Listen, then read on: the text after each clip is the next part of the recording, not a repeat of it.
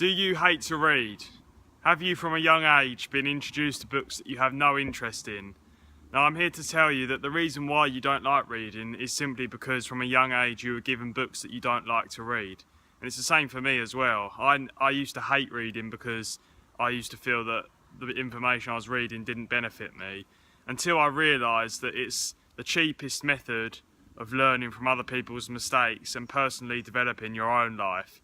And it's so cheap. I mean, you can buy a book on Amazon for 99p, a second-hand book. And I've realised the necessity to have to read.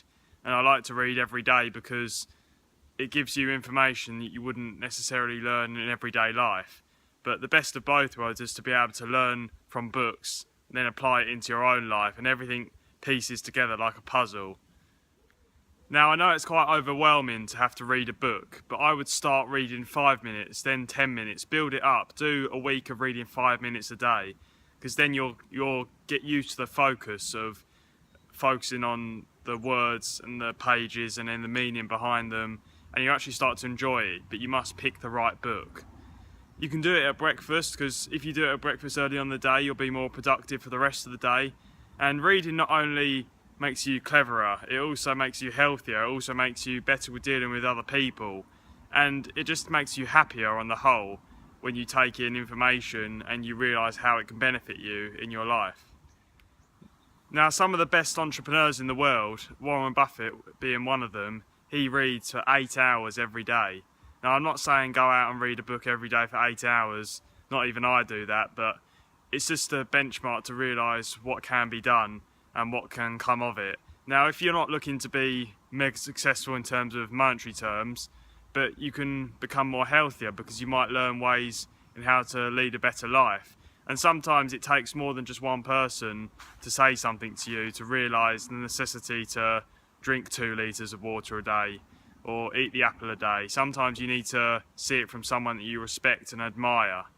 So I'm going to share with you 3 tips on how to speed read and how you can take the information quicker and apply it quicker than just going through one book once a month, or going through a book and it takes you, weeks to finish it, or maybe even months to finish it.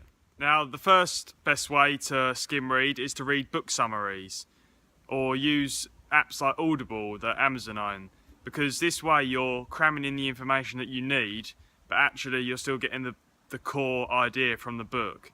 Now, the reason why books are so thick is because publishers have to be able to sell them. You wouldn't buy a book if it was 3 pages long, but normally the authors of these books only really have 1 or 2 key ideas, and then they have to fill it up with pages and pages of sometimes irrelevant information just to justify the sale to you. So that's the first step. Read book summaries and get the key idea from it. Or if you're busy, listen to audio tapes such as Audible. Now, the second thing I want to say is that we've all been led to a myth that we have to read a book start to finish, and we have to read it exactly from the start right to the end, not missing out a word.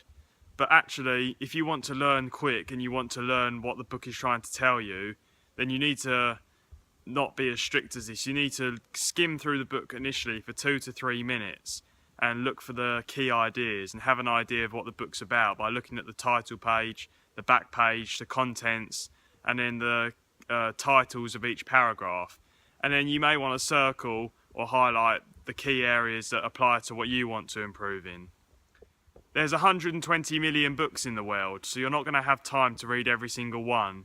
So really, you want to be skimming through a book about 3 times. The first one is a quick skim, 1 to 2 minutes, being strictly 1 to 2 minutes, going through the basic things that the book's trying to get to you. Because normally what you want to find out is normally within the titles and the front cover.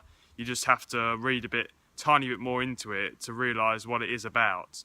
Now, I'm not saying don't read into depth, because if you have an extra hour or 2 in your time, you may want to then go on and read more about that book.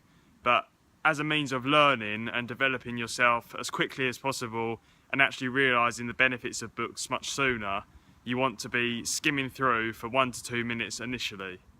And with books, you can be like a child again, where you'd have your dessert first sometimes, because normally, like a book, you think that the best thing's at the end, but actually normally the key ideas are at the beginning of the book. So you can have your dessert first because you want to get the best thing first, because you want to take out the golden nugget of the book and apply it ASAP. Then the next thing you want to be able to do is to do a power skim. 5 to 10 minutes of going through the book and looking for the things that sound interesting to you. Highlight the page or fold the page over, and then you can go back to it and later on, and when you have time, read into a bit more depth if you need to. Now, books aren't a case of just look at it and read through it and then put it down, put it in the cupboard and never look at it again. I like to use books as reference guides, and if something happens in my life where I'm challenged on something, then I'll just go back and read that book or read the bit that's relevant to refine the action of what I want to improve.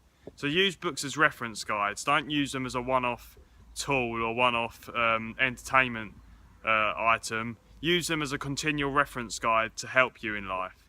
And finally for this week, make sure you pick the right book. Don't go and pick a book that you think you should be reading about something. Read the book that you're interested in. Read what you do every day.